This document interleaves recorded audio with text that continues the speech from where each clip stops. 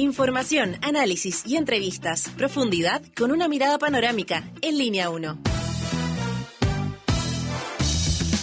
Muy buenos días. Aquí comienza Línea 1. Se transmite por Radio USACH 94.5, canal 50.2 de la televisión digital abierta, además de Diario USACH.cl, Santiago TV 50.1, Zapping 173, Mundo 522 y todas las redes sociales imaginables que usted conozca. Daniela Figueroa Videla, muy buenos días. Muy buenos días, Alejandro René Guillé Álvarez. ¿Cómo estás? Guillé. A veces alguien se come tu I. No solo te dicen Don Guillermo, sino que tu apellido ponen Guillé. Castellanizado sí está bien, la I. pero es que en francés la R muere, la sí, última letra en muchas palabras. No, pero la I te la comen, po. Es Guillé. Sí, la última. Y es doble L, no, se pronuncia L. Guillé. ¿Te acuerdas cuando Michel Bachelet? Exacto. Y todos dijeron que es ciútico? Sí, bueno, pero eres si muy yo dijera tú. Guillé, sonaría ciútico. Entonces, ¿qué hace la familia? Don Guillermo. Guillermo. Y la gente que entiende, Guillermo. No, si acá te mandan saludos, de repente acá hay gente que me reconoce porque trabajo contigo, me dice, mándale un saludo a Don Guillermo. Sí. Yo ya, bueno, sí. Don Fernando Guillermo. También me han dicho. Fernando, esa es una confusión de personajes del mundo periodístico. Ya, Claro. Miércoles 26, mitad de semana, qué agradable, súper helada la mañana. ¿Sentís? Tú llegaste más temprano que yo acá a la radio. Sí, súper fresco, se pasó. El 9 fresco, grados. pero tenemos puro hasta ahora. ruido y pocas nueces, porque ayer se vaticinó lluvia, sí. viento Nada. de 40 kilómetros por hora. Hubo una brisita en un momento helada. Cayó el frío temprano en la tarde. Pero se despejó. Sí, no pasó nada. No cayó, pero lo que fue una miseria. ¿Estabas con ganas? Y viene seco, así que vamos a hablar de este Eso, tema. vamos a hablar. Porque las cosas vienen otra vez. Porque el año pasado salvó, ahora parece que no salva. Vamos. Y por eso sube la temperatura, ya lo decíamos, la Dirección Meteorológica de Chile informa que a esta hora, 7:32 minutos, tenemos 9,2 grados Celsius y se espera una máxima de 28 grados. El cielo va a estar despejado. Un ratito. No sé si es como entre 2 y 4 de la tarde. Sí, 5 de la tarde ya baja y a las 6 empieza la brisita fresca. Exactamente. Nubosidad parcial, eso sí, durante la tarde de esta jornada y se mantiene el índice UV muy, muy alto. ¿Cómo están las calles? El metro, bien. Mucho pasajero. Pero ahora mismo el tránsito lento en la ruta 78 hacia Santiago, sobre todo en el kilómetro 20 y 10 porque hay flujo vehicular aumentado. Esta hora también hay restricciones en la pista de General Blanch al poniente, a la altura de los Dominicos, debido a una colisión de vehículos. La situación genera tránsito lento. ¿Qué más hay? Alta congestión en camino Los Morros al poniente, entre camino Padre Hurtado y avenida Portales, esto en la comuna de San Bernardo, debido a alto flujo vehicular en este tramo de colegios y, por supuesto, el llamado es a considerar tiempo extra en el desplazamiento. Bueno, pregunta del día. Tenemos pregunta del día como todas las jornadas que puedes responder en @SantiagoTV, @Radio USACH, nuestras cuentas de Instagram. Ayer se presentó una idea y la hizo... Una moción recién, tanto del diputado Tomás Hirsch como de la diputada Ana María Gasmuri, de Acción Humanista, si no me equivoco, el partido. Bueno, y ellos señalaron que, no sé, se pusieron el parche ante la herida, pero igual ha generado ruido la figura del dictador Augusto Pinochet. La moción es un proyecto de ley para prohibir que calles, plazas, monumentos o lo que se le ocurre lleve el nombre de Augusto Pinochet, anulando cualquier homenaje oficial al dictador. No nos confundamos aquí de figura. No fue cualquier mandatario porque luego se autoproclamó presidente. Y la pregunta es súper fácil. ¿Crees que es el momento? Otra. Y hay dos opciones. Tiene las dos opciones. Hay prioridades mayores o ya hacía falta. Ya hacía falta que se prohíba, no que... Claro, que alguien tomara la medida. ¿O no? Esa es la idea, Claro, ¿no? Ya hacía falta que la prohibición, no que se generen, claro, digamos, calles ni monumentos en nombre de Pinochet. En fin, ya, dicho eso, cuando son las 7:34, vamos a los titulares. Titulares en Línea 1. Declaran alerta roja Nueva Imperial por incendio cercano a zonas pobladas. Esto en el marco de la serie de siniestros que están afectando al sur del país y que han dejado casas destruidas, cientos de personas damnificadas tras consumir cerca de 20.000 hectáreas en la Araucanía, Biobío y el Maule. Renuncia el director del Servicio Nacional de Prevención y Respuesta, Senapred, ante desastres, ahí en la Araucanía. Y esto en medio, además de la crisis por los incendios forestales declarados en la zona y la polémica por las quemas autorizadas. Tras 47 días en el cargo, Senapred, el servicio propiamente tal, informó que su renuncia iba a ser efectiva en mayo, mientras que asumió Catherine Savaria, jefa del Departamento de Operaciones, como directora subrogante. El primer Tribunal Electoral Regional de Santiago sentenció este martes la inhabilidad de Katy Barriga Guerra, ex alcaldesa de Maipú, para ejercer cualquier cargo público durante 5 años. La resolución responde a un requerimiento presentado por 6 concejales de la comuna, quienes acusaron a Barriga de múltiples irregularidades en su administración entre el año 2016 y 2021. La Cámara de Diputadas y Diputados despachó una ley que perfecciona el Registro Nacional de Prófugos de la Justicia y crea lista oficial de los más buscados. La iniciativa establece la creación de un registro público de criminales, como lo decíamos, prófugos, permitiendo a la ciudadanía conocer sus identidades y colaborar con antecedentes para su captura. El ministro de Hacienda, Mario Marcel, anunció este martes una nueva baja en las bencinas o gasolinas, la que se va a oficializar este jueves 27 de marzo. En la próxima actualización de precios de los combustibles, vamos a volver a tener una baja significativa, justamente por factores como el tipo de cambio, anticipó el secretario de Estado.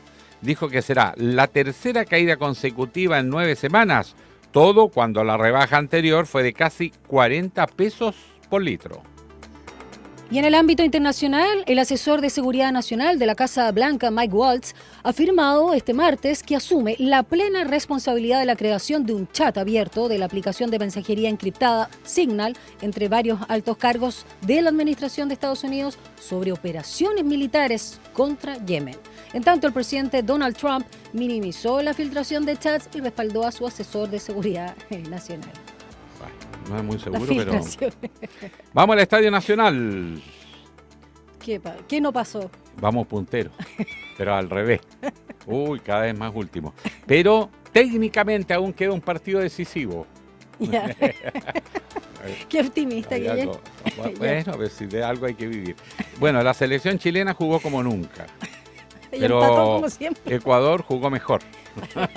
Claro. Mire, hacer goles ya parece...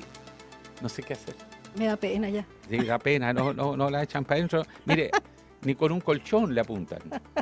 Bueno, el asunto está, empatamos a 0 y la sacamos barata, La sacamos barata. El público pifió a Gareca y Gareca firme, yo creo que hace lo que tiene que hacer, acompaña a la selección hasta el último día. Quedan 4 partidos, creo. Bueno, están pidiendo su nombre hace rato, pero sale muy caro. Además, hay que pagar indemnización, no vale la pena. Pero él, muy profesional... Yo creo que tiene que aguantar nomás, pues si así los tiempos malos hay que poner la cara, si esto no es gratis. Pero, ¿saben? Yo creo que de frente hay que dar vuelta a la página ya con los viejos estandartes y apostar a jóvenes, pero hacerlos jugar. O sea, hay un diseño, un plan de largo plazo, generacional, de mucho partido, mucho encuentro, mucho desafío.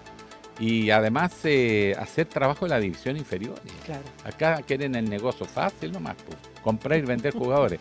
No sirve, hay que formar. Ya, ese era el titular comentario de lo Por que... hoy será comentario. Considérelo de lo el que comentario. no sucedió ayer con La Roja. Dicho eso, vamos a nuestra primera conversación acá en Línea 1 cuando son las 7:39. Un diálogo a fondo. Entrevistas en Línea 1. Hace rato que nos tiene bien como tomados, preocupados, pero con harto insumo, todo lo que está pasando en el Poder Judicial, en el Ministerio Público, la Fiscalía, la situación con la criminalidad, pero también con la corrupción, figuras públicas, algunas autoridades, otros abogados de la plaza que eran connotados, bueno, filtraciones varias, allanamiento, está como de moda esto. Y queremos conocer hasta dónde hay, digamos, responsabilidad directa de la Fiscalía, cuáles son sus facultades, entre medio de la PDI, bueno, temas muy importantes que queremos conversar con la Defensoría Nacional, ¿no? Pública. me equivoqué. Osvaldo Pizarro, es Defensor Nacional Subrogante. De la DPP. de la Defensoría Penal Pública, con quien estamos para que nos cuente un poco también la visión de ellos respecto a lo que está pasando, porque hay mucho material. Don Osvaldo Pizarro, ¿cómo está? Buenos días, Alejandro. Buenos días, Daniela. Un gusto conversar con ustedes. Muchas gracias, don Osvaldo. Vamos a materia de inmediato. Una de las cosas que está llamando crecientemente la atención es el uso, algunos dicen abusivo, otros arbitrario, de las prisiones preventivas. Casi parece un sorteo. Una semana una cosa, otra semana otra, vuelven para adelante, vuelven para atrás. En el fondo, el castigo anticipado. ¿Qué percepción tienen ustedes del uso de las prisiones preventivas? A ver, nosotros siempre, como Defensoría Penal Pública, hemos sostenido respecto a la prisión preventiva varios elementos muy importantes. El primero de ellos, que tiene que ver con que la prisión preventiva es una medida cautelar. Y esa medida cautelar es una medida de última imposición frente a otro tipo de medidas cautelares, y esto porque resulta ser concordante con nuestra legislación, con nuestro Código Procesal Penal, que establece un principio que es la presunción de inocencia, en el sentido de que alguien solo puede ser tratado como culpable desde el momento que exista una sentencia condenatoria en su contra. Y en caso contrario, la prisión preventiva debe ser extremadamente razonable y medida. ¿Por qué nosotros sostenemos que la prisión preventiva tiene una imposición desproporcionada o desmedida? Porque efectivamente las cifras que nosotros tenemos y que bordean, por ejemplo, desde los últimos 10 años, podemos establecer precisamente que esta medida cautelar se utiliza de manera desproporcionada respecto de la finalidad para la cual fue impuesta. ¿En qué sentido? Si yo les dijera que la prisión preventiva, al ser una medida de último recurso, se le debería imponer a un número de personas que vayan a tener una prognosis o la posibilidad de quedar realmente privados de libertad, es decir, que su condena la vayan a cumplir efectivamente, las estadísticas de la Defensoría Penal Pública establecen en términos muy simples que del 100% de las personas que se les impone una prisión preventiva, en promedio de los últimos 10 años, solo el 28,1% recibe una pena privativa de libertad. Es decir, que solo el 28% de esas personas a las que se les priva la libertad durante su proceso investigativo terminan cumpliendo efectivamente una sanción.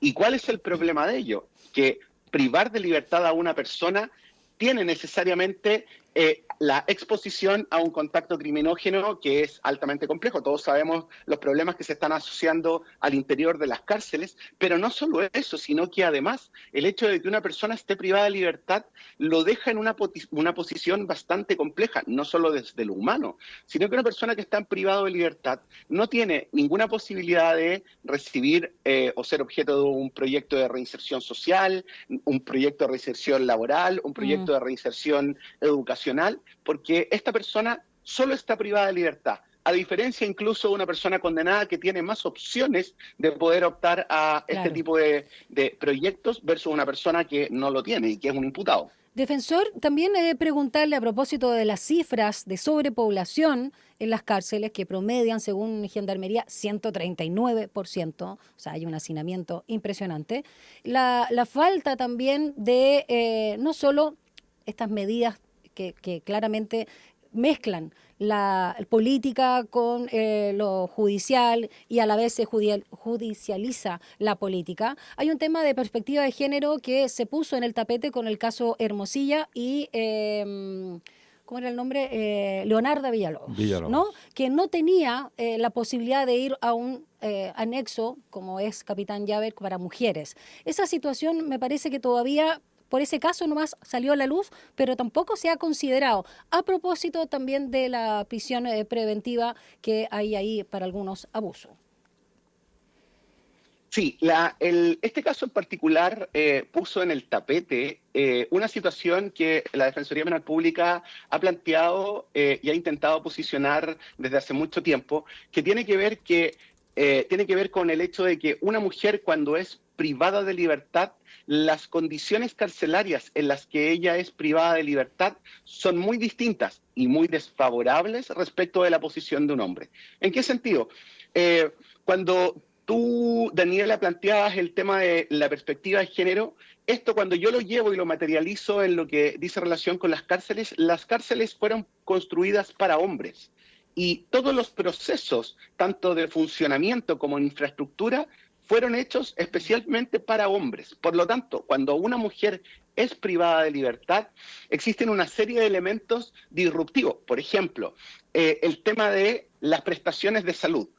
Evidentemente que las prestaciones de salud que tiene que recibir una mujer versus un hombre son distintas. Las prestaciones desde la lógica de los útiles, por ejemplo, de aseo, que tiene que recibir una mujer versus las que tiene que recibir un hombre, son evidentemente distintas. Y cada una de estas diferencias que se van planteando terminan siendo elementos de discriminación extremadamente relevantes. De hecho, por eso, esto motivó a que en el año 2023 el Ministerio de Justicia creara un plan de trabajo de condiciones carcelarias para mujeres privadas de libertad, porque efectivamente se hace un levantamiento de ello en orden a que la privación de libertad de mujeres era discriminatoria en este sentido. Y de ahí que han existido algunas modificaciones en algunos recintos penitenciarios, pero evidentemente que el tema a la base se mantiene, porque a nivel país efectivamente no tenemos todos los recintos penitenciarios que cuenten con condiciones adecuadas para privar de libertad a una mujer, no solo en lo que dice relación cuando ellas tienen la condición de imputada, sino que también tienen la condición de condenada. Y esa diferencia efectivamente genera grandes complicaciones, no solo para ellas en su condición de vida, porque recordemos que una pena privativa de libertad solamente priva de libertad a una persona, no de sus otros derechos, y por ejemplo cuestiones tan básicas como el derecho de una madre a poder estar con su hijo menor de edad, lactante o menor de edad, también son cuestiones extremadamente delicadas por no tener los espacios en todos los casos adecuados para que ellas puedan desarrollar su maternidad hasta el tiempo, el límite legal que se les permite, que es de 2 años. Entonces, efectivamente, en cada uno de estos casos uno se da cuenta. Y en el caso de Leonardo Villalobos es aún más patente porque efectivamente los imputados asociados a esa causa terminaron en una cárcel de condiciones distintas a las condiciones en las que ella está. Y eso dejó de manera patente o evidente que el tratamiento carcelario a mujeres es muy distinto. Así es. Una consulta, Osvaldo.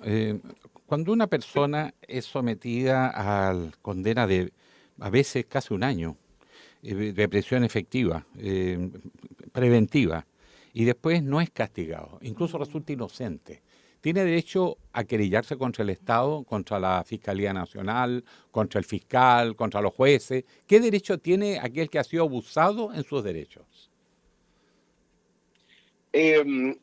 A ver, esto ha tenido, para poder contestar eso, hemos tenido un tránsito bien marcado a nivel del tratamiento jurisprudencial.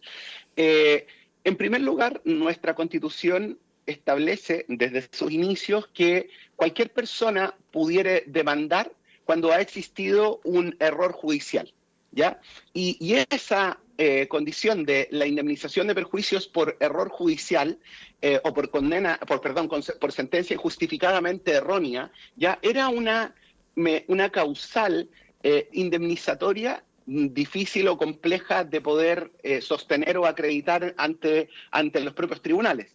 Pero, y aquí un elemento mucho más importante, más bien conforme a el sistema procesal penal, era una causal aplicable para el sistema de procedimiento penal antiguo, donde los jueces investigaban, los jueces acusaban y los jueces finalmente dictaban una sentencia. Y ahí, en ese proceso integral de información y de procesamiento de información, evidentemente que se podía atribuir o imputar objetivamente responsabilidad a un juez o un tribunal. ¿Qué es lo que ocurre? Que con la reforma procesal penal, el sistema cambia en su paradigma y el juez solo tiene la obligación de resolver las peticiones que los intervinientes hacen, y aquí un interviniente muy importante que es el Ministerio Público, que dentro de la lógica acusatoria es el que tiene que recabar todos los antecedentes probatorios que acusen y que exculpen, pero también tiene el deber legal y constitucional de acusar a una persona cuando estima que tiene suficientes elementos acusatorios. ¿Cuál es el problema que está ahí? Que evidentemente ya es difícil imputar la responsabilidad exclusivamente a los tribunales, porque el proceso de recolección de información en la toma de decisión queda de cargo del Ministerio Público. Y de ahí que la tendencia a nivel de tribunales ha variado en los casos que ha existido una indemnización, que ya no es por error judicial, sino es que es una indemnización por falta de servicio, y se condena al Estado, y particularmente atribuyendo una responsabilidad por falta de servicio al Ministerio Público, que efectivamente, debiendo recabar ciertos antecedentes exculpatorios o no haciéndolo de manera diligente y adecuada, ha significado una privación de libertad injusta. Ahora, eso lo podemos afirmar porque efectivamente existen varios fallos que así lo plantean desde la lógica de las responsabilidades, pero en Chile no existe un procedimiento reglado ni existen instituciones que tengan el deber legal de asumir la representación de una persona y buscar una indemnización cuando ésta ha sido injustamente privada de libertad. Y la Defensoría Penal Pública, de alguna manera, abordando este tema a través del proyecto Inocentes, que busca visibilizar precisamente estos casos, lo que ha hecho es convenios con fundaciones pro bono, que efectivamente, después de que una persona es declarada inocente, y así lo quiere también, efectivamente puede hacerse asesorar por estas fundaciones pro bono para ir por una indemnización de perjuicios, porque la Defensoría Penal Pública no puede realizarlo, porque nosotros por mandato legal solo defendemos personas imputadas o condenadas. Estamos conversando con Osvaldo Pizarro, defensor nacional subrogante de la Defensoría Penal Pública. Vamos al tema de la Fiscalía propiamente tal, el Ministerio Público que está en el ojo del huracán de alguna manera. Partió todo este tema con las filtraciones del caso Audio, /Hermosilla, después caso Cariola y otros que se están dando también, que son aristas del caso Audio. ¿Qué pasa con las filtraciones? ¿Quién responde? Alejandro Guillén lo ha dicho varias veces, ¿quién fiscaliza a la Fiscalía? Porque hemos escuchado declaraciones del fiscal nacional de Valencia, donde de alguna manera, usando la imagen clásica, se lava las manos y habla de que otros, los querellantes, la PDI y otros involucrados tenían la carpeta y la misma prensa, pero no el primer, digamos, responsable, que es la Fiscalía, no da una respuesta, digamos, válida a la ciudadanía. ¿Qué está pasando ahí? ¿Qué se hace? A ver, yo creo que las filtraciones, la situación de filtraciones le hacen mucho daño al sistema de justicia penal. Yo creo que ese es un elemento extremadamente importante, porque desde la condición de una persona imputada, que se filtren antecedentes investigativos, que existen en una carpeta investigativa, le genera un daño de imagen y genera una afectación a su presunción de inocencia enorme, porque normalmente la filtración de antecedentes dice relación con antecedentes de imputación, con antecedentes que lo perjudican, y eso ya resulta ser un elemento extremadamente complejo. Ahora bien, el Código Procesal Penal lo que establece es que el contenido de los antecedentes investigativos solo es de conocimiento de los intervinientes, léanse fiscal, defensor, víctima, imputado o querellantes. Y la regla general es que sea secreto para cualquier otra persona que no tenga la condición de interviniente. Y eso es algo bien relevante, porque efectivamente entonces, bajo esa lógica, de esa norma nosotros podemos desprender que todos los intervinientes en un proceso tienen la obligación de mantener una custodia, una fidelidad y una custodia respecto de esos antecedentes. Y aún más aquellos que tienen la condición de funcionarios públicos, como los defensores penales públicos o los propios fiscales e incluso las policías. ¿Cuál es el punto? Que disponibilizados antecedentes investigativos, son muchos las personas, los sujetos procesales o los propios intervinientes que efectivamente tienen acceso a esa información. Y de ahí que resulta extremadamente relevante el poder tener un mecanismo de trazabilidad que permita determinar cuándo estos antecedentes, que por regla general son reservados, son filtrados. Y con ocasión de ello, efectivamente, se persiga la responsabilidad criminal de esas personas o la responsabilidad administrativa, según sea el caso. ¿Y quién persigue eso? ¿El mismo ministerio? ¿Quién persigue el mismo eso? Ministerio Público, en el fondo. El propio Ministerio Público, porque es el que tiene que investigar. Ahora, efectivamente, cuando Alejandro plantea el tema de quién fiscaliza al Ministerio Público es una frase que se ha planteado desde los inicios de la reforma procesal penal. Y yo creo que todas las instituciones, incluida la Defensoría Penal Pública, tienen mecanismos de auditoría y mecanismos de control. El problema es que no necesariamente esos mecanismos de auditoría y control pueden ser aplicados a otros intervinientes, por ejemplo, querellantes. Y yo puedo decir con mucha franqueza que hemos tenido, en lo particular, he tenido casos que he tramitado de alta connotación pública y efectivamente antecedentes respecto de los cuales la propia defensa tiene conocimiento recién por una cuestión de cronología, una semana después de que se filtran. Claro. Esa filtración solo puede provenir de cierto interviniente. Me enteré por la prensa. Sí. Y eso, ahora estos son sistemáticos, no son extremadamente casuales. Entonces el tema es que si desde la Fiscalía se está operando políticamente. O sea, yo creo que la Fiscalía está operando y está realizando investigaciones, y lo que nosotros esperamos es que esas investigaciones tengan resultados. Y ojo también, algo muy relevante que también aquí en mi rol de defensor resulta injusto imputar única y exclusivamente a un fiscal del Ministerio Público la responsabilidad por una filtración, porque efectivamente dentro de la cadena Cooper, por de ejemplo, personas que tienen Patricio Cooper efectivamente lo que hizo fue, con ocasión del conocimiento de una filtración, inicia una investigación de oficio. En segundo, se inhabilita porque efectivamente no podía investigar él mismo respecto a los antecedentes que habían sido filtrados. Se designa un nuevo fiscal y ese proceso nosotros esperamos que efectivamente llegue a buen puerto y se logran determinar responsabilidades para que existan señales fuertes de que las filtraciones no pueden ocurrir. Ahora entiendo, perdón, Alejandro, lo que usted señala de los antecedentes y del trabajo que hizo el fiscal Patricio Cooper, pero ¿no le llama la atención el momento en que se produjo el allanamiento, la incautación, en este caso de los teléfonos, dispositivos electrónicos de la diputada Cariola? Cuando él ingresó, esto fue el 25 de febrero, día del apagón. Parece que se demoró un tiempo en tramitarse, pero él el viernes ya podía hacerlo, viernes me parece 28, pero esperó hasta el lunes 3 para realizar, cuando ella además era de conocimiento público que estaba a punto de parir. Y parece eso muy alineado con lo mediático. Sabemos que los viernes la prensa en general está en otras, pensando el fin de semana, la gente, lectores, auditores, y el día lunes era clave. Se iba a diluir esto el fin de semana. ¿No cree que fue al menos, no solo descriteriado, sino inoportuno ese allanamiento e incautación? Por agregando otro detalle, no es solo sí. que allanaron el departamento, habían PDI en el hospital, en la clínica. Bueno, sí. Aparentemente, si no encontraban el celular en la casa, iban a Estaban invadir la ahí. clínica a una mujer que está pariendo. Exacto. No O se sea, puede desconocer eso. A propósito de un poco la defensa que ustedes también realizan, ¿no? Y que en todas las etapas, defensor, de un proceso. Esto es impresentable. O sea, Daniela, respecto de la apreciación que tú planteas, efectivamente uno puede compartir que el momento en el que esta medida intrusiva, técnicamente así se llama, medidas intrusivas, fue ejecutada, no fue el más adecuado en términos simples en el fondo. ¿Cuál es el punto? Que para nosotros este tema en particular está detrás dos elementos muy importantes.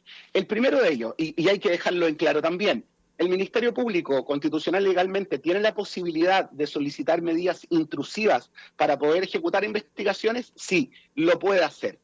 El juez tiene el deber legal y constitucional de verificar que la petición del Ministerio Público de una medida intrusiva sea proporcional, razonable e idónea para el fin investigativo que se quiere perseguir. Sí, tiene el deber legal y constitucional de hacerlo.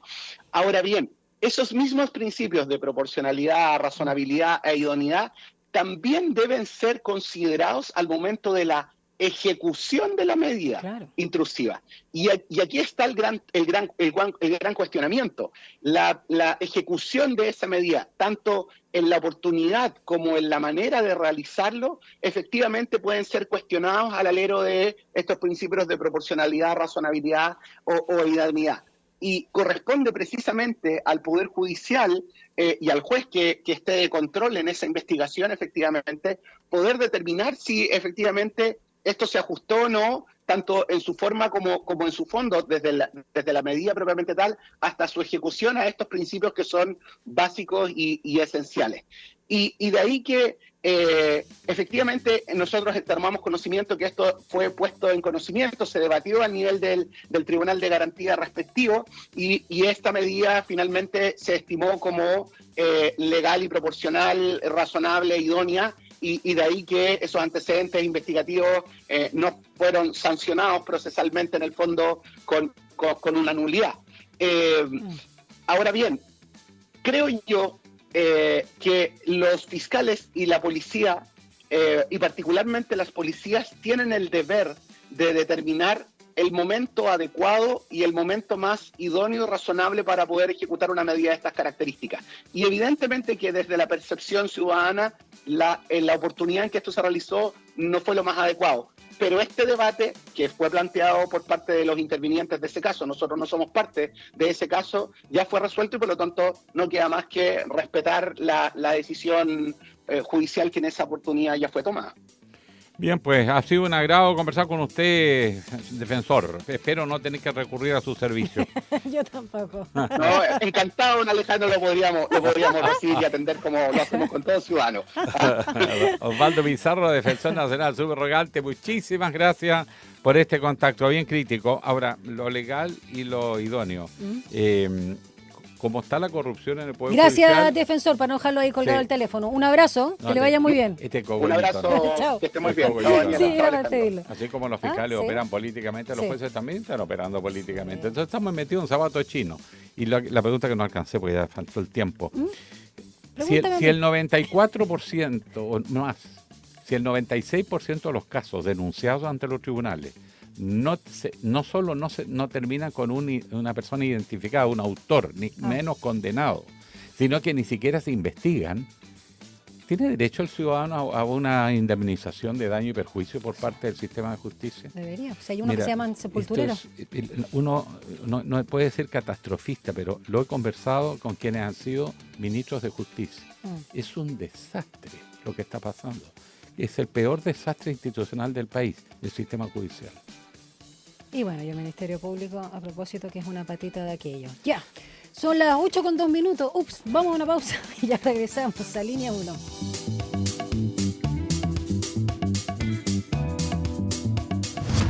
Una breve pausa y ya regresa Línea 1.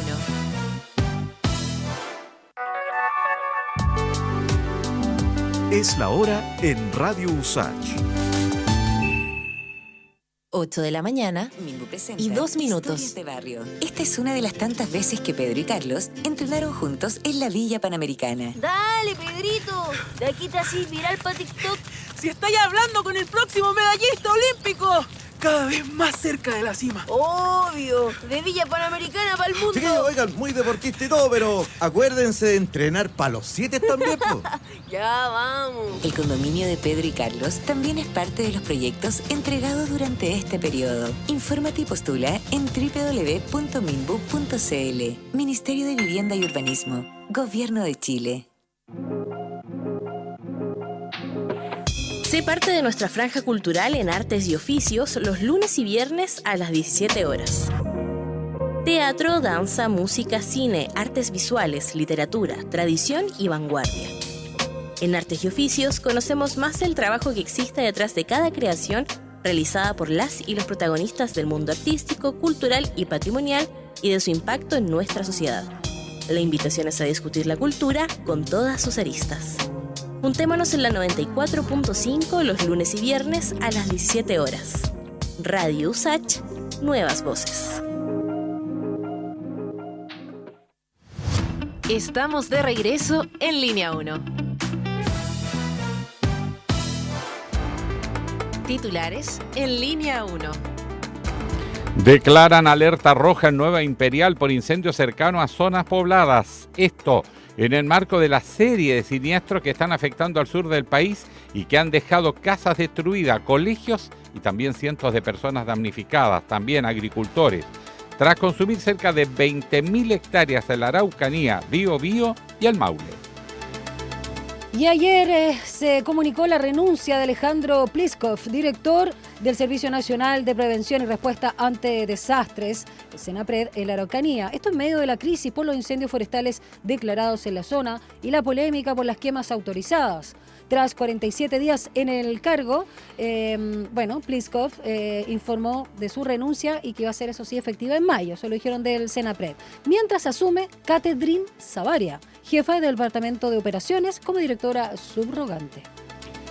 El primer Tribunal Electoral Regional de Santiago sentenció este martes la inhabilidad de Katy Barriga Guerra, exalcaldesa de Maipú, para ejercer cualquier cargo público durante 5 años.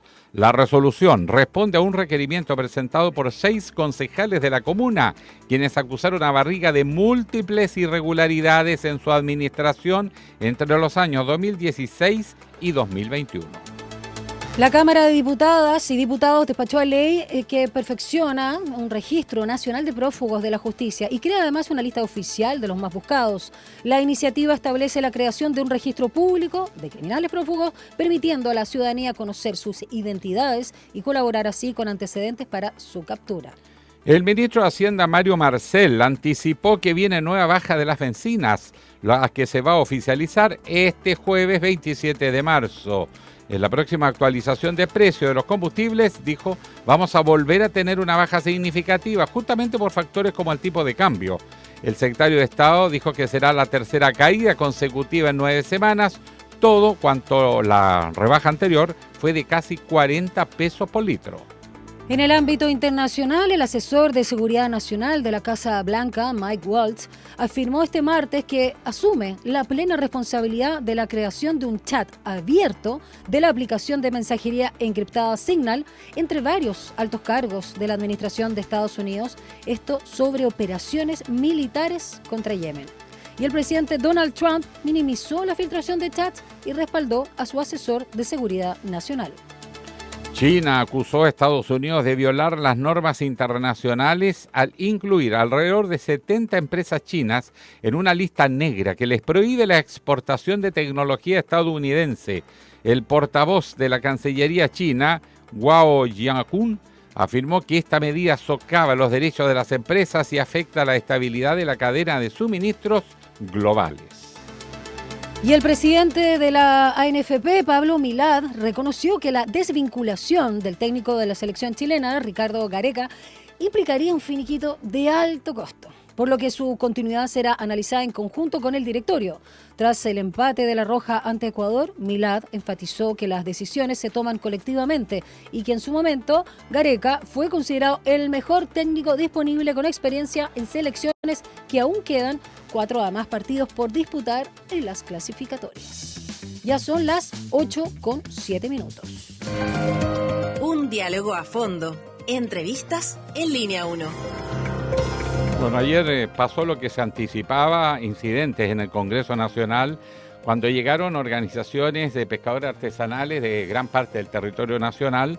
No son las confederaciones oficiales, fue una autoconvocatoria de las bases. Sí, 1.500 personas más o menos. Sí, reunieron por lo menos 1.500 combativos, porque además bloquearon la entrada al Congreso, hubo incidentes. Bueno, por ahí hubo un carabinero herido, más por los empujones que por otra cosa. Pero lo cierto es que la famosa, es un adjetivo, la ley corrupta sigue vigente y hay una abierta disputa una vez más por el fraccionamiento de las cuotas de pesca y los métodos de pesca. Exacto. De esto vamos a conversar con el senador e integrante de la Comisión de Intereses Marítimos, Pesca y Acuicultura, Daniel Núñez. Senador, muy buenos días. ¿Cómo está, senador? Sí, buenos días, Alejandro. Buenos días, Daniela. Solo clarificar que el lamentable carabinero que quedó con una lesión fue por una reja que se tropezó, digamos, sí, en el contexto. Yo vi el video. De la marcha. No fue que un pescador le diera un palo. O sea, es muy claro que como que se pegó en cámara lenta porque se le metió el pie en la reja y se le cayó, pero no fue algo como que hubo un tercero. Sí, yo también lo vi. Sí, buena aclaración, senador.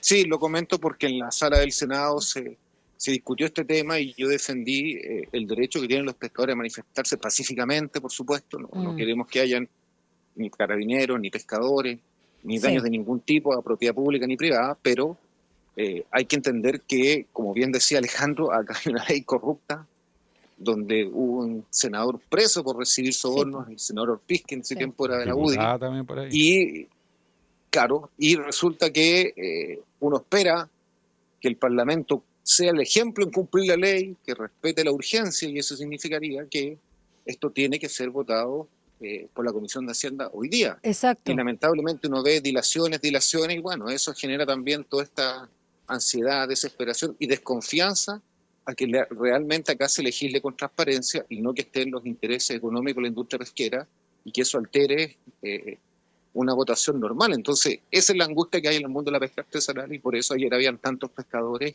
manifestándose y pidiendo que esto se votara y se aprobara el nuevo fraccionamiento. Senador. Ahora, perdón, ¿se vota hoy o porque había algunas versiones que se podría tener que postergar para poder construir un acuerdo? Porque está bien tensionado esto en el propio Congreso.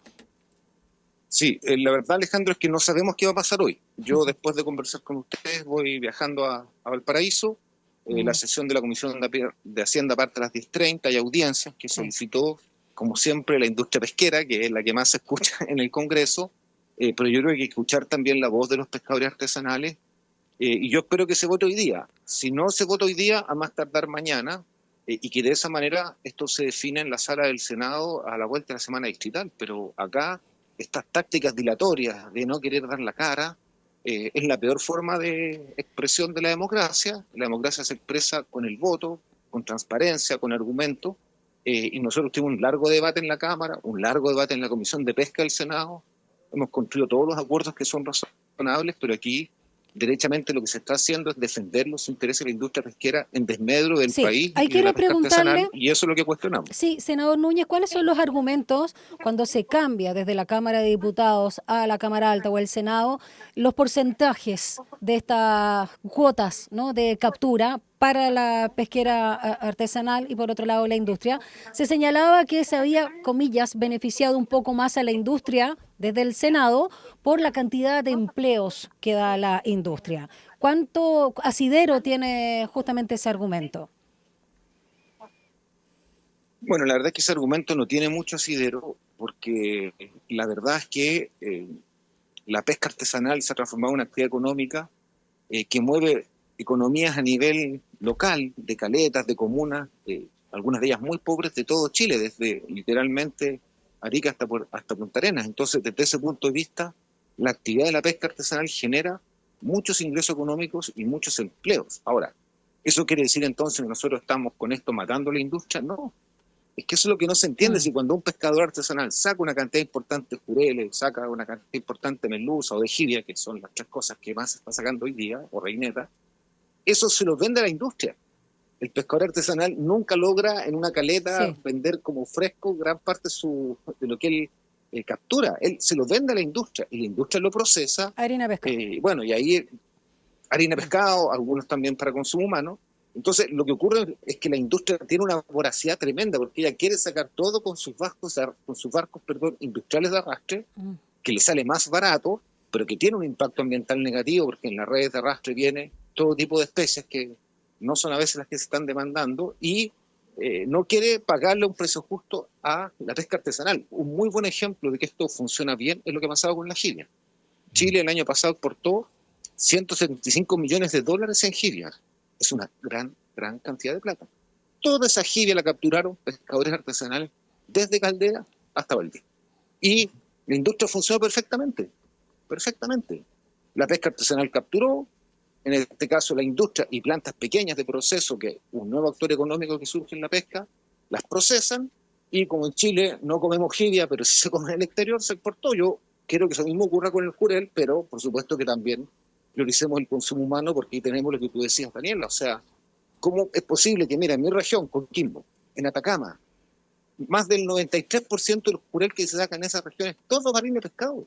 Y resulta que a los niños de Coquimbo, de La Serena, de Copiapó, de Caldera, no les ponemos, por ejemplo, en los platos de la Junaed un rico jurel al horno, un rico jurel frito. Entonces, estamos cometiendo un crimen alimentario en ese sentido. El jurel es uno de los pescados con mejor omega 3 del mundo. Entonces, ahí es donde uno ve que tenemos déficit y el nuevo fraccionamiento, donde la pesca artesanal tenga una mayor cuota de jurel, podría ayudarnos a también lograr que llegara pescado fresco y un alimento sano, más barato a la vez la familia chilena. ¿Y cómo desde la comisión que usted integra de intereses marítimos, pesca y acuicultura van a defender a los pescadores artesanales cuando todo depende justamente de la Comisión de Hacienda del Senado, al parecer?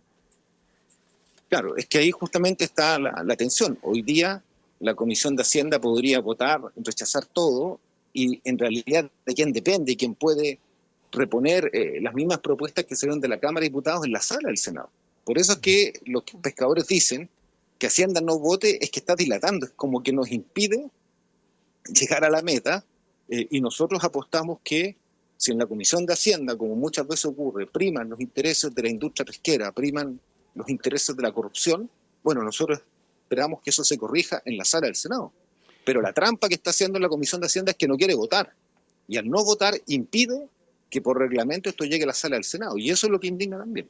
Senador, hablando con toda franqueza, siempre está el estereotipo de que los empresarios de derecha, los parlamentarios de derecha favorecen a los empresarios y los de izquierda a los artesanales, en este ejemplo. Sí.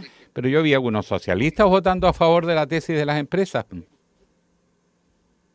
Buen punto, Alejandro. Yo creo que lamentablemente cuando se dio la votación de la ley Longueira, quienes fueron corrompidos y quienes fueron sobornados fueron y condenados por esos dos parlamentarios de la UDI, la exdiputada Martí Sassi y el ex senador Jaime Ortiz. Esa es la realidad del proceso judicial. Pero en este debate hemos tenido una diferencia con el senador Gastón Saavedra. Él representa a la octava región.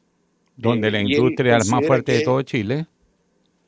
Claro, la industria es muy fuerte y él ha considerado que la industria se ve perjudicada con el nuevo fraccionamiento y ha votado en contra de algunos de los puntos relevantes de la pesca artesanal. La votación que más peleamos fue la de la merluza, que la Cámara de Diputados contemplaba un 70% de la cuota de merluza para la pesca artesanal, algo muy importante. La merluza es la que más se pesca en la quinta Hoy parece que se nos fue ahí, de pesca. Ahí. Ese porcentaje se bajó a 43% y ahí fue justamente el voto de Gastón Saavedra decisivo, o de Fidel Espinosa, no recuerdo cuál de los dos. Creo que los dos estaban en esa postura. Pero para avanzar en este mismo tema, senador, estamos conversando con el senador Daniel Núñez, integrante de la Comisión de Intereses Marítimos, Pesca y Acuicultura. Uno de los temas que también hay que despejar es la pesca de arrastre.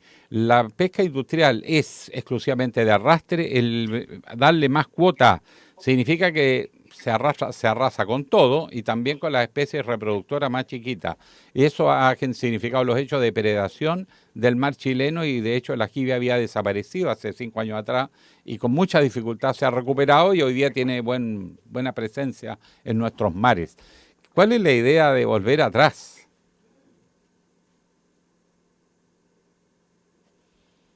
¿Aló? Sí. No sé si me escuchó se me fue reflexión. Se me fue la señal un poco, perdón. Sí. La pregunta era... No, la parte final no el arrastre, la pesca de arrastre. Volver con esto de la pesca de arrastre que ha hecho desaparecer especies. La jibia, decía yo, hace 5 años atrás estaba casi desaparecida. Se ha logrado recuperar en estos últimos años y vamos a volver a entregárselo para que hagan pesca de arrastre. Eso es pan para hoy y para algunos, y hambre para la mayoría de los pescadores artesanales que viven de la jibia, la merluza, el jurel, sí, y con suerte la reineta. Tienes toda la razón, Alejandro. Para nosotros es muy importante lo que logramos hace ya casi 12 años atrás, que fue un proyecto de ley que planteé yo en la Cámara de Diputados con el diputado Víctor Torres, que prohibía el arrastre en la jibia. Cuando lo hicimos, que logramos que se aprobara con muy buena votación, nos dijeron que estábamos matando a la industria pesquera en la jibia, que esto era un crimen, que la actividad económica iba a caer a cero, y el año pasado se rompió este récord de exportaciones, 175 millones de dólares, y qué es lo interesante, que esta era una actividad económica, un circuito productivo, en que no hay una industria que lo controle, sino que son cientos de pescadores artesanales, literalmente cientos, desde Caldera hasta Valdivia, que están capturando la jibia, industria pesquera, pero también muchas plantas pequeñas, medianas, que emergen como un actor nuevo y que están en Coronel, en Talcahuano, en Lebu, en Coquimbo, en San Antonio, en Valparaíso, y las que procesan la jibia y están logrando un desarrollo económico muy importante. Entonces, efectivamente, prohibir el arrastre mejoró las condiciones del ecosistema marino y también de la reproducción de la jibia, y demuestra que esto es una ventaja importante. Existe el temor en la pesca artesanal porque el mismo senador Gastón Saavedra está promoviendo reponer el arrastre en la jibia. No está en este proyecto de ley, eso sí, no viene en el fraccionamiento, pero es una amenaza que se nos ha planteado en la Comisión de Pesca, y eso implica dar un pie atrás y sobre todo disminuir la ganancia de la pesca artesanal, porque al no haber barcos de arrastre quiere decir que ninguna industria puede sacar grandes cantidades de jibia, poner en el mercado y bajar el precio. Entonces estamos logrando un circuito productivo con mucha más equidad, sustentable ambientalmente, y ese es el futuro, creo yo, de la pesca en Chile, que hagamos captura sustentable, vía artesanal, que le pongamos valor agregado a los productos y que por esa vía todos vayan ganando, pero que no haya una voracidad como tenemos hoy día en la industria pesquera. Exacto. El mejor ejemplo es lo que nos hacen con el jurel, porque lo capturan a gran escala y todo harina de pescado y todo el resto nunca vimos el jurel, y eso es muy negativo. Senador Daniel Núñez, no puedo dejar de preguntarle por el ámbito político y sobre todo eleccionario. Usted es del Partido Comunista, como todos saben, y quiero preguntarle por las definiciones que aún... Oh, justo se cortó. ¿Me escucha? Vamos a retomar. Así está, ya, porque no creo que haya sido un acto fallido. ¿Cómo va a decir de esto? Yo no hablo. Bueno, faltan las definiciones, por supuesto, del Comité Central con la figura presidencial y parlamentaria, sin duda. Hagamos la pregunta. ¿Está con Jadwe? ¿Está o no? ¿Está con Jara o con Jadwe? No sé si está el senador ahí. Sí, no, pregunta. Si estoy escuchando aquí. Tiene que ir a primaria, la decisión es llevar candidato y usted en particular, ¿con quién se siente más cómodo, Jadwe o Jara? Un paréntesis, porque Lautaro Carmona dijo que no necesariamente, y dijo necesitaban un candidato presidencial para llegar justamente a la moneda, sino para apuntalar. Pero vamos a esta, no le saque... No, si no le saco nada, agrego eso. Después le preguntamos. Jadwe o Jara, ya, eso, Jadwe o Jara. No, mira, nosotros tenemos hoy día muy buenos nombres, sin lugar a dudas. La ministra Janet Jara, una excelente candidata presidencial, Daniel Jadwe, que también le expreso mis condolencias, hoy día está al final de su madre, que está pasando un momento muy difícil. Sí. También es un excelente candidato que ha demostrado sus cualidades. Y probablemente Lautaro tiene razón cuando dice que nosotros tenemos más nombres disponibles. Por lo tanto, lo que hemos discutido es que tiene que haber un candidato del Partido Comunista que vaya a esta primaria, de todas las fuerzas democráticas. Nosotros creemos que es muy importante la unidad para enfrentar a la extrema derecha y que de esa manera no gane las elecciones presidenciales.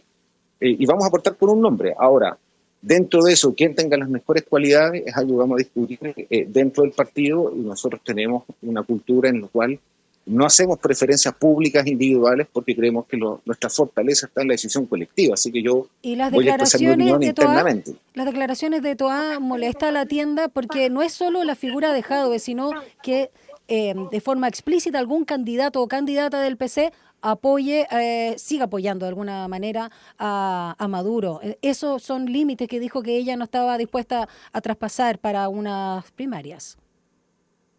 Lo que pasa es que cuando uno va a una primaria tiene que estar dispuesto a convivir con pensamientos, miradas distintas.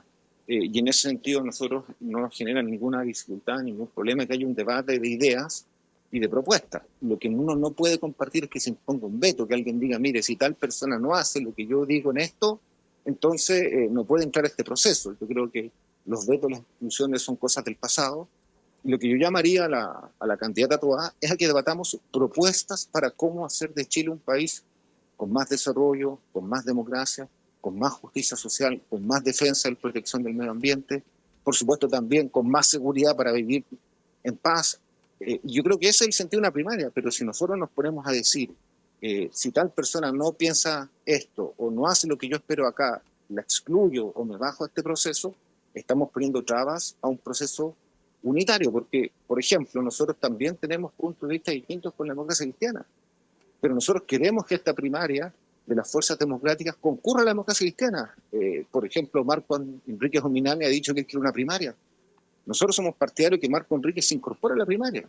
Y no que yo diga, mire, pero él no tiene un partido, o él no estuvo en los primeros que estaban con el gobierno. Entonces o ya no está en el debate público, más allá de su canal de YouTube o en algún programa de televisión, digamos. Pero políticamente no es relevante hoy. O sea, claro, pero si él quiere participar, nosotros queremos la unidad más amplia de las fuerzas democráticas para derrotar a la extrema derecha, porque no queremos que llegue a Chile gente que ha tenido comportamientos tan irracionales, para ser cauto en mis palabras, como los que expresa Milei en Argentina con su locura, o las cosas que está haciendo Trump en Estados Unidos con su guerra comercial, que está perjudicando a todo el mundo, y además que avala genocidios brutales como quizás al pueblo palestino. Entonces, no queremos a la extrema derecha para Chile, y eso requiere esta unidad que estamos nosotros dispuestos a construir y aportaremos con nuestro candidato o candidata a presidencia. ¿Cuándo sería eso? La última pregunta. No lo sé. Yo me imagino que los tiempos políticos se van reduciendo. Tenemos que inscribir a fines de abril la primaria, por lo tanto, sí, obviamente 29. Hay que decidir el nombre antes de eso. Así que yo me imagino que hay plazo razonable de 2 semanas, 3 semanas para tomar esta decisión, pero tampoco podemos llegar, digamos, al día 28 sin una decisión, así que estamos atentos a eso. Muchas gracias, senador. Daniel Núñez. Eso, del Partido Comunista, integrante. Eso, de los intereses marítimos, pesca y acuicultura. Que le vaya muy bien, senador Núñez. Un abrazo. Listo, muchas gracias, saludos también. Gracias. Chau. Un abrazo. 8:25. Momento de pausa, siento yo. Sí. ¿Te parece? Tomarse la pausa, aún hay tiempo.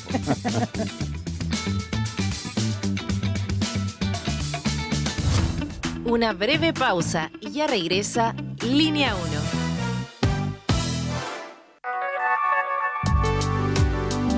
1. Es la hora en Radio Usach. 8 de la mañana y 25 minutos. Cada día a las 20 horas los invitamos a disfrutar lo mejor del jazz y el smooth jazz. Ahora Jazz, por la 94.5, Radio Usach.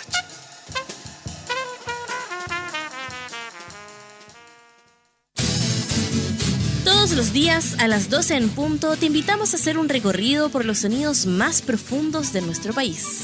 El alma nacional.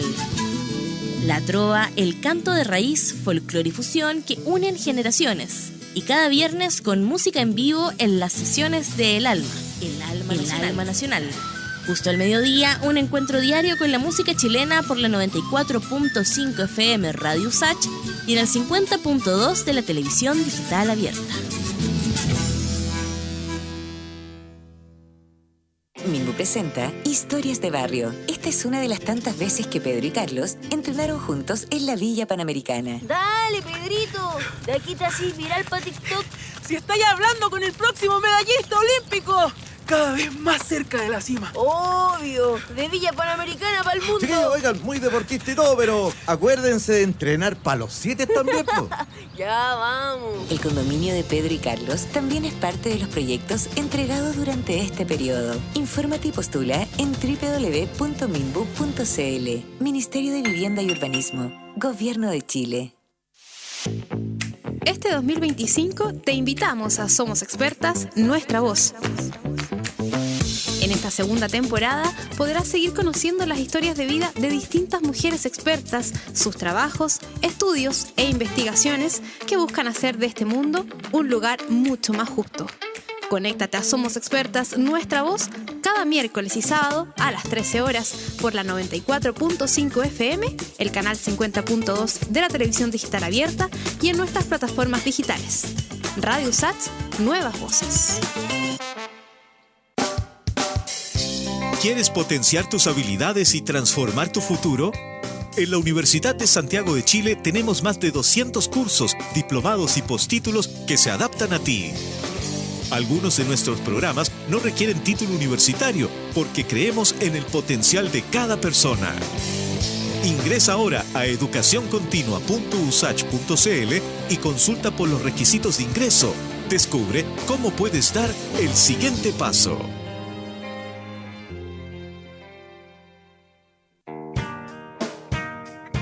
Domingo a la 1 de la tarde, una reunión imperdible con esas melodías y canciones que dejaron una huella en nuestras vidas. No quiero soñar 1000 veces más. Nada se pierde, todo se transforma. Te invitamos a viajar en el tiempo por los más diversos ritmos y géneros musicales junto a Ecos del Ayer, música para recordar. Ecos del Ayer. No lo olvides, Ecos del Ayer, cada domingo a la 1 de la tarde por Radio Usach. Nuevas voces. Recuerdos. El antiguo arte de leer no pasa de moda en Radio Usach. Siempre estamos leyendo miradas, intenciones, entre líneas y muchos libros. Novedades de todos los géneros, formatos y estilos. Novelas, ensayos, poesía, historia. Autoras y autores consagrados y emergentes. De editoriales independientes y masivas. Nada se nos escapa en Frecuencia Literaria. Porque compartir lecturas es compartir mundos. Sintoniza con nuestra Frecuencia Literaria cada martes y jueves a las 17 horas por la 94.5 FM Radio Usach. Estamos de regreso en Línea 1. 8 ya Oiga, con 30. algo pasó ayer, No, mira, llovió, no no hubo fue viento, ayer, no pasó nada. Pero hubo algo raro. Es que lo que pasa es que esto había pasado volando, colado, desde el 12 de marzo, pero ya ayer lo empezamos a ver en las redes sociales.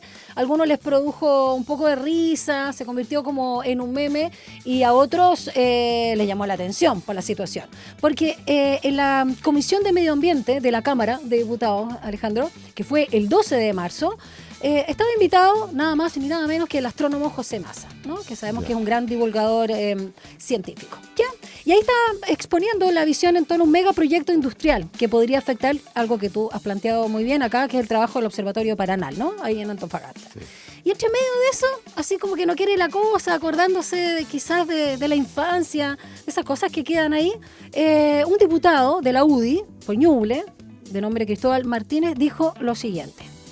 Bueno, comillas, se van a reír un poco, pero aprovechando que está el profesor, alguna vez, y esto es porque son de los observatorios mejores a nivel mundial, ¿ustedes han visto, no sé cómo decirlo, pero un platillo volador o algo así? Porque si no lo han visto ahí, profesor, me imagino que, quería aprovechar la oportunidad, dijo, disculpen, todos quieren saber, yo creo lo que yo pregunto, dijo, ¿no? Y todos se rieron. Pero la respuesta no fue la misma emoción de la risa, más bien de enojo. Se enojó el profesor Massa. Exacto. ¿Qué le dijo? Bueno, te cuento yo. Le dijo, primero como que respiró. Respiró profundo, se mordió las uñas. Cada uno sabrá lo que significa eso. Se mordió la mano. Y dijo, no hemos visto nunca nada. No hemos visto nunca nada, reiteró. Y no, en realidad, esto es un chiste. Los planetas más cercanos están a 30, 40 o 50 años luz. Nosotros ahora podríamos ir a Alfa Centauri, que está a 4 años luz. Y nos demoraríamos 40.000 años. Si alguno se ofrece, vamos. Pero esa es la idea, dijo Massa. Aún queda la vuelta, ¿no? 40.000 años más. Dijo que era un chiste, un absurdo. Dijo esto es como los cuentos, como el viejito Pascuero, los renos que vienen volando, renos que vuelan, dijo. En fin. Y dijo que, claro, esto tiene por lo menos un platillo volador que es la misma fantasía, ¿no? Mira, dijo Peter Pan. No hubo caso. O sea, dijo que claramente esto es parte de nuestros mitos urbanos. Pero ojo, ¿cuándo surge la teoría de los platillos voladores? Fundamentalmente después de la Segunda Guerra Mundial. Sí, como los años 50. Los años 50. Porque en el desierto de Estados Unidos, gente que andaba de noche en un camión, en un bus, una micro, un vehículo, en la noche veían unas cosas extrañísimas a velocidades que se desplazaban, luz así, a veces haciendo zigzag, otras veces se detenían en el aire.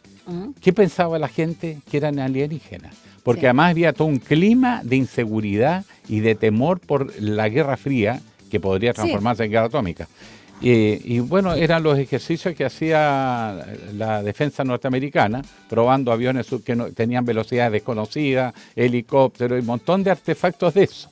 Y lo dejaron correr porque de alguna manera el miedo unía a la gente frente a la sensación de un enemigo que de algún lado venía, la Unión Soviética, del espacio, claro. Y en ese pueblo norteamericano del interior que vota Trump, entre paréntesis, que es ingenuote, se las creía todas. Y eso se pasó al cine, así que el diputado está desactualizado. Ya pasó la Guerra Fría, ya todos saben que eso es posible hacer. Igual, yo lo no tiene misterio. Y fue ingenuo. Alocución. Fue, bueno, todos tenemos un niño adentro nuestro. Pero por supuesto, ya. También los viejos. Dicho niño eso, viejo, pero niño. Todos tenemos ahí. Ya, vamos a lo interno. nuestro. Son las 8:34. Un diálogo a fondo. Entrevistas en Línea 1. Eso con la lluvia. No pasó ¿Qué nada. pasó con el viento? No ¿Qué pasó pasó? nada. Me quedé frustrado. Y parece que la cosa viene media incómoda para abrir medio secón. Vamos a conversar con el climatólogo y académico de la USACH, Raúl Cordero. No, profesor, no lo voy a preguntar por los platillos voladores, le quiero preguntar quién se llevó la lluvia. Buenos días. ¿Cómo estás, Raúl? Hola, ¿qué tal? ¿Cómo estás? Bien. Oiga, por acá. ayer se anunció lluvia, viento y no hubo una brisa así helada, pero las nubes desaparecieron Claro. a media tarde. Yo esperaba una lluvia contundente ahí en el borde de la cordillera. Bueno, lo que pasa es que había pronosticado lo que se llama una baja segregada. Las bajas segregadas son así, son pronosticadas. Puede ser que haya precipitado en alguna zona de la metropolitana, pero afortunadamente o desafortunadamente, como quieran no ver, nos salvamos en Santiago, no precipitó. Son las bases segregadas son cosas serias, a veces precipita fuerte y rápido, y como todavía estamos cercanos al verano, nunca es bueno tener precipitaciones intensas en zonas cordilleranas o precordilleranas, puede dar origen a aluvión, así que yo diría que en este caso mejor, yo veo. ¿Cómo se viene el invierno? Me voy a pasar al tiro a la próxima Otoño, estación. empezamos otoño. Bueno, Abril, lluvias 1000. Pero eso hace rato que no, Raúl Cordero? No, es un rato que no. Quedó en el pasado. Sí, aparte en Santiago en realidad llueve tradicionalmente. Cuando llovía siempre en 3 meses nada más, que son junio, julio, agosto. O sea, nosotros el otoño siempre ha sido relativamente seco. Había hasta hace unas pocas semanas, como estábamos un poco preocupados porque pensábamos que había riesgo de que este año fuese hiperárido. Pero afortunadamente ese riesgo se ha ido disipando gracias a que... Hay un ruido. Raúl, perdona, en lo la que pasa es que se comunicación hay un ruido. escucha, exacto, se escucha mal, puede ser que estés con un manos libres, que está en tu, no sé, quizás camisa, algo que hace roce con la ropa y escuchamos más el roce que tu voz. Sí. Por favor, ahí. Perdón. No te preocupes, Ahí, gracias. ¿está perdonado? Ahí sí. Sí, les decía que está todavía la Niña, que es un enfriamiento en el Pacífico tropical, frente a las costas de Ecuador y Perú, y ese enfriamiento tiene la desgracia de que a nosotros nos roba precipitación. La buena noticia es que en las últimas semanas ha ido debilitándose la Niña, y yo diría que estamos a días o semanas de que sea oficializada su desaparición, y eso mejora las perspectivas para las precipitaciones durante el próximo invierno. Nadie dice que va a ser lluvioso, pero al menos los chances de que tengamos un invierno hiperárido, así súper seco, han disminuido. En otras palabras, si yo les preguntara un breve anticipación, ¿cómo va a ser el otoño y después cómo va a ser el invierno? Eso. Bueno, el otoño es tradicionalmente seco, ojalá tengamos alguna posibilidad de precipitación. Pero durante el invierno había, como te digo, riesgo de que fuese un invierno súper seco, y ese riesgo ha disminuido. Que eso significa lluvioso, eso no estamos ahí todavía. Pero al menos han ido mejorando las perspectivas en lo que se refiere a precipitaciones para el próximo invierno. ¿Y en el mediano plazo, o sea, digamos, las próximas semanas, se anticipa algo? Por ahí vi algún pronóstico, pero tú sabes que los pronósticos no son particularmente certeros con tantos días de anticipación. Pero bueno, ya no estamos adentrando en el otoño, así que mejoran los chances de que haya lluvia. Pero, como te digo, a nivel estacional, que es lo que me interesa un poco más, el riesgo de tener un año muy, muy seco, que hubiese sido el caso si, por ejemplo, la Niña persistiese, ese riesgo ha ido disminuyendo. Así que vamos a ver. Ojalá tengamos suerte. Ahora, las altas temperaturas del verano, inusualmente altas, ¿influyen en cómo evoluciona todo la naturaleza? ¿Se impacta realmente? ¿Hay cambios? Sobre todo por esto que hablan del cambio climático, pero las altas temperaturas. Sí.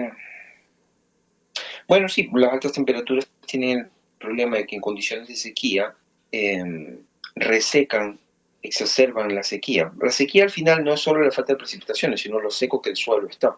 Entonces, cuando no llueve, obviamente está seco el suelo, pero si además la temperatura es muy alta, eso va a empeorar, exacerbar la sequía.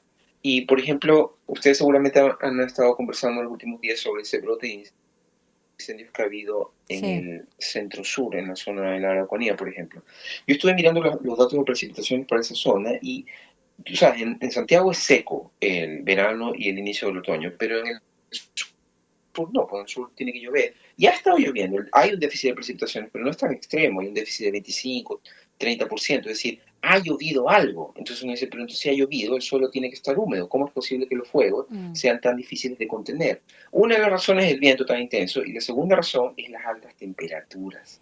En los últimos días ha habido temperaturas cercanas o superiores a los 30 grados. 30 grados en Temuco a fines de marzo, eso es extremo. Y claro, a pesar de que ha llovido, no en los últimos días, pero ha estado lloviendo lo que más o menos debería llover, rápidamente ese suelo, que antiguamente, me refiero a hace un par de décadas, después de una lluvia se mantenía relativamente húmedo durante un buen tiempo, bueno, ahora ese no es el caso. Llueve, se humedece, pero rápidamente debido a las altas temperaturas, el suelo se seca y una vez que hay un fuego, ese fuego va a ser difícil de contener, que es exactamente lo que ha pasado.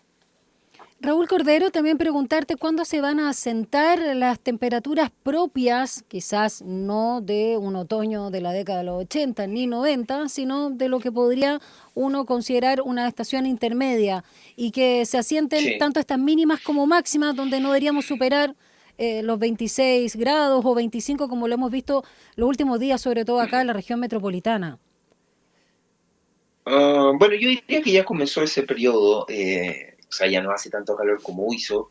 Enero y febrero fueron entre los meses más calurosos, y el inicio de marzo también, entre los periodos.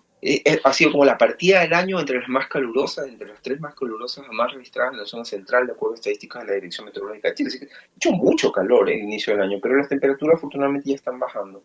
Todavía tenemos temperaturas cercanas a los 30 grados, eso también es una cosa que antiguamente no se registraba en esta época del año. Pero la proyección es que ya comenzaron a moderarse afortunadamente las temperaturas tan altas como las que hemos tenido. Hace un par de semanas tuvimos casi 35 grados, una de las temperaturas más altas más registradas para marzo. Esas temperaturas ya están afortunadamente desapareciendo. Así que tenemos un respiro unos meses hasta que vuelva el próximo verano, vamos a ver cómo viene, pero desgraciadamente como este verano, a pesar de que tuvimos la niña, siempre uno habla de la niña por las precipitaciones, pero la niña también modera las temperaturas. Bueno, con todo y niña, este verano que pasó fue muy, muy caluroso. Sí, habrá contraste, sí, profesor, habrá contraste con el frío en el invierno porque normalmente la niña es año o periodo seco, frío, y ahora uno está sintiendo que habiendo mucho calor en este mes que se va, ya en los últimos días está haciendo bastante frío, muy temprano, tipo 7 de la tarde ya.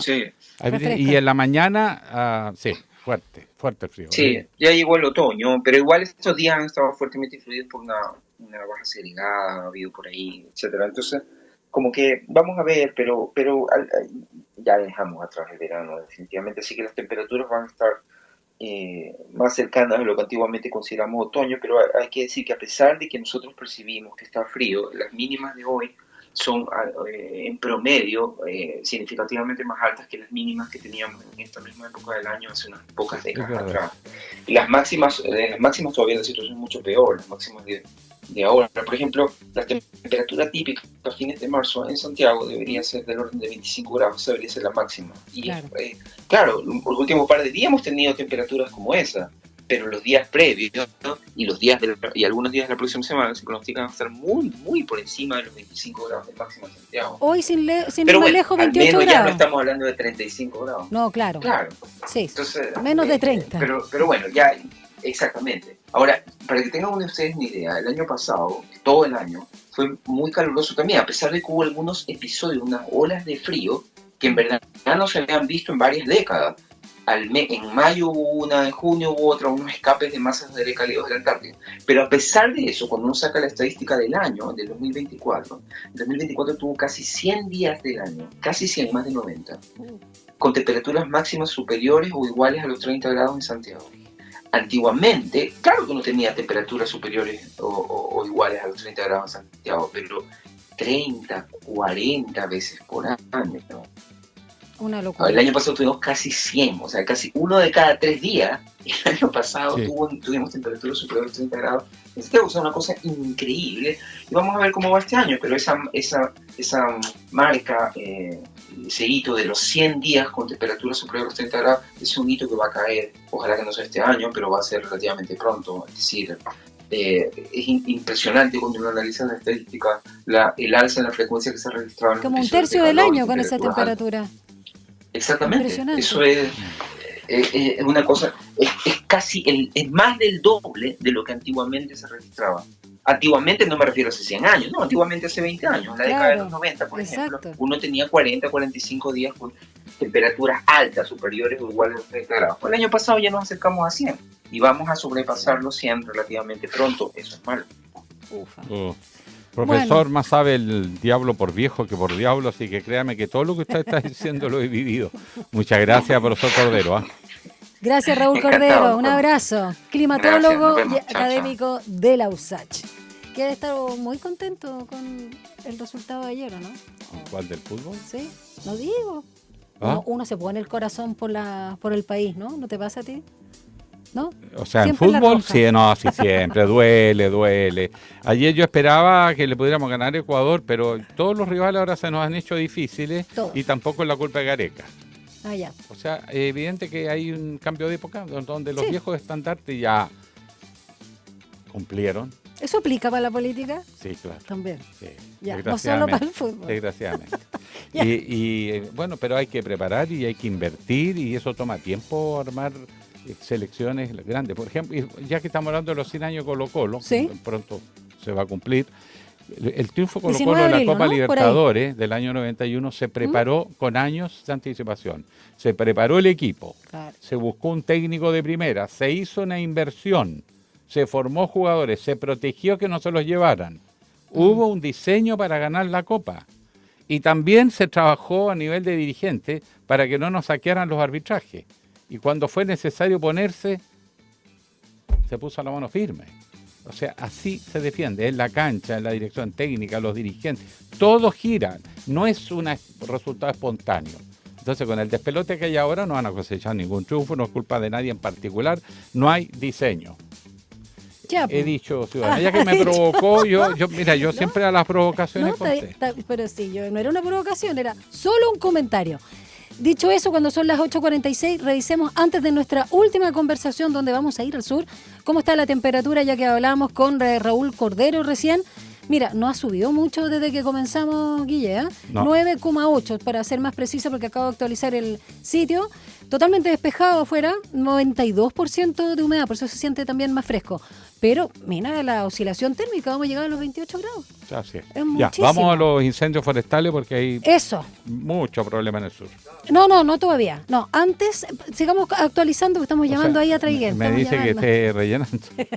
Rellene nomás. Ya, yo le Es muy pongo bueno en para cuenta, eso. pero le doy datos. Ya, pues dame datos. Bueno, hay alerta amarilla. El domingo fue un domingo muy complejo. El 23, ¿no? Sí, 23, sí. Muchos incendios forestales, una vez más, responsabilidad humana. No solo los pirómenos, sino la quema de pastizales muchas veces. Por eso que salió una autoridad de allá que parece que autorizó, no controló, no fiscalizó, porque esa es una gran fuente de propagación de incendios, sobre todo por el viento.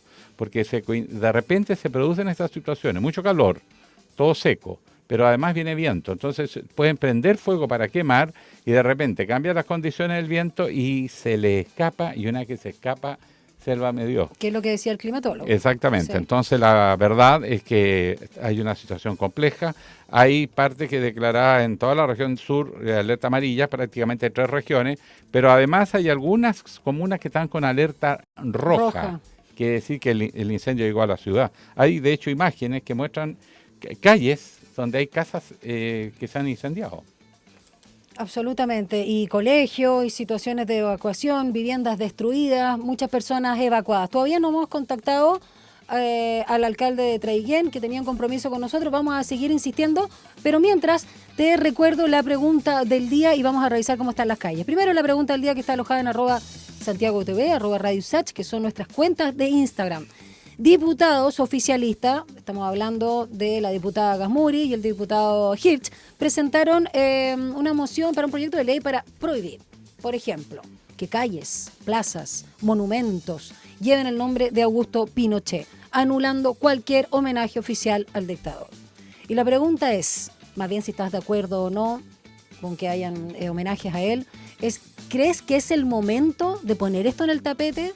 Dos opciones. Una, hay prioridades mayores para legislar. Y la segunda es como, sí, ya hacía falta la medida. Eso lo puede responder entonces en nuestras cuentas de las redes sociales, sobre todo en Instagram. Y revisemos las calles, Guille, ¿te parece? Revísenos, yo estoy siguiendo Ya, atentamente. muy bien. Lo hace... Conchata. Ya. Restricción de pistas en General Velázquez al norte, antes de Dorsal. Esto es la comuna de Renca. Justo ayer vi lo de Michelle Obama cuando hablaba de lo de Renca. Bonito, ya. Debido a una colisión múltiple entre varios vehículos y entre ellos un camión de alto tonelaje. El procedimiento de emergencia está en desarrollo. Hay posibilidad de corte total, además de la autopista, así que prefiera la ruta 5. Y también restricción de pista en Avenida Francisco Bilbao. Esto al poniente, altura Antonio Varas, debido a una colisión de vehículos que involucran a un motorista. Que es el que sale más perjudicado. Situación genera tránsito lento, por supuesto, en la comuna de Providencia. Me parece que eso es lo principal a esta hora. Igual voy a revisar lo que dice Transporte Informa Región Metropolitana de Santiago, a ver si hay otra actualización al minuto, cuando ya son las 8:50. No sé si vamos a alcanzar efectivamente por eso quiero contactar dar un poco... al alcalde de Traiguén. Lo último actualizado. Sí, restricción de efectivamente. pista en Avenida Vicuña Maquena al sur, esquina Capitán Prat, esto en San Joaquín, así que precaución en esa zona. Bueno, sí, lamentablemente no nos contesta, parece que pero está hay datos en que situación... le podemos entregar, Eso. que ya están confirmados, porque el drama sigue. Esto comenzó el domingo. Sí, Los 23. incendios se desataron. Habían incendios anteriores, pero fue particularmente una conjunción de circunstancias todas que agravan la situación. Y lo cierto es que el fuego arrasó con parte del Liceo Agrícola y Forestal Suizo, de la Providencia, eso es la comuna de Traiguén, dejó daños estructurales en el edificio, obligó a evacuar incluso a 25 estudiantes que son internos, porque son liceos en zonas rurales que son del campo. Claro. Entonces viven en la semana en la ciudad, o a veces periodo más largo cuando están muy lejos. Y eso hacía que había alumnos internos, así que se dio una alerta. También hubo una denuncia en Fiscalía, la que deberá indagar las eventuales responsabilidades, porque se dice que la alerta no llegó a tiempo. Eso es una de las reclamaciones y por eso que el liceo se vio afectado y tuvieron que evacuar ya bajo una situación más crítica. Por otro lado, las clases, por supuesto, que están suspendidas de forma indefinida y el establecimiento está buscando alternativas para poder reiniciar, pero hay una renuncia ya al respecto con el Seremi de seguridad y la CONAF está reportando más incendios. Hay 92 incendios en la región, 14 continúan en combate activo, 18 bajo observación, 16 se encuentran controlados, pero hay que seguirlos controlando porque a veces las raíces de los árboles quedan encendidas y después vuelven a prender. Ese es el problema que se está viviendo y ya se han perdido más de 20.000 hectáreas. El gobernador Zafirio... Es noticia internacional. Sí, impresionante. El gobernador Zafirio anunció una ayuda de 400 millones de pesos para enfrentar la emergencia, particularmente en Traiguén, que como tú lo señalabas, Alejandro Guillé, es una de las comunas más afectadas por estos incendios forestales de la zona centro-sur del país. No pudimos contactar, lamentablemente, al alcalde, que debe estar obviamente en labores muy importantes en torno a esta emergencia, así que vamos a ver si lo tenemos mañana o en otro programa de Radio Sach. Nos tenemos que despedir porque faltan 8 minutos para las 9, pero no sin antes revisar lo que se viene. Las noticias que marcarán la jornada. Ahora, la agenda del día. No, va a estar bien activo hoy, porque a las 10 de la mañana la Cámara de Diputados va a sesionar porque tiene que debatir y votar una acusación constitucional presentada contra la ex ministra de Defensa, que también fue diputada, Maya Fernández, en relación al caso de la adquisición frustrada de la casa del expresidente Salvador Allende por parte del Estado para crear ahí una fundación. ¿Se puede presentar o que se activa una acusación constitucional con alguien que ya no es autoridad? Sí, hay ¿igual? una cantidad de tiempo donde sigue siendo responsable. Ok.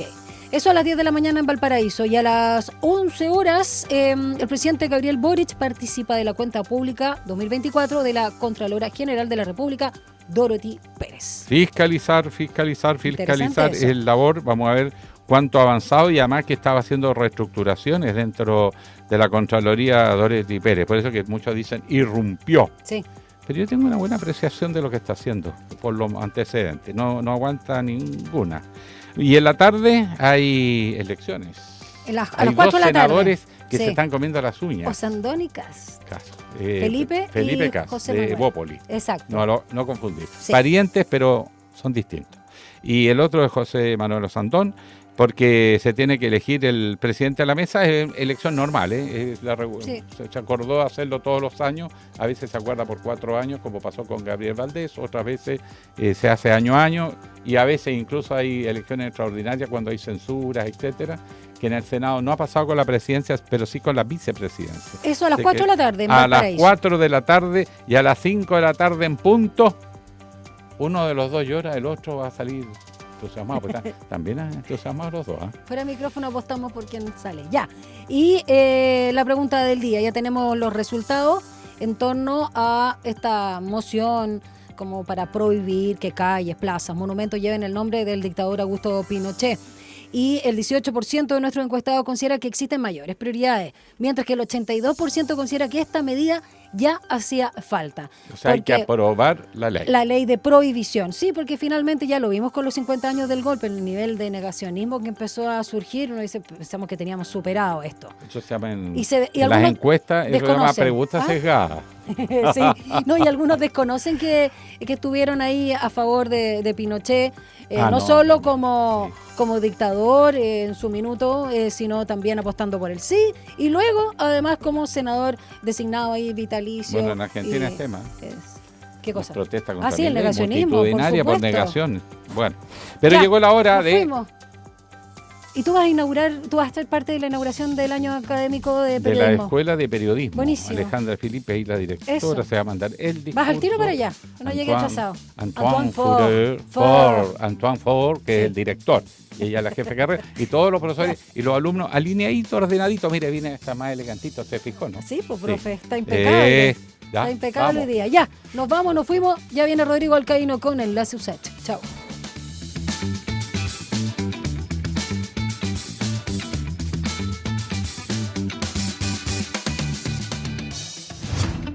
Información, análisis y entrevistas. Profundidad con una mirada panorámica. En Línea 1.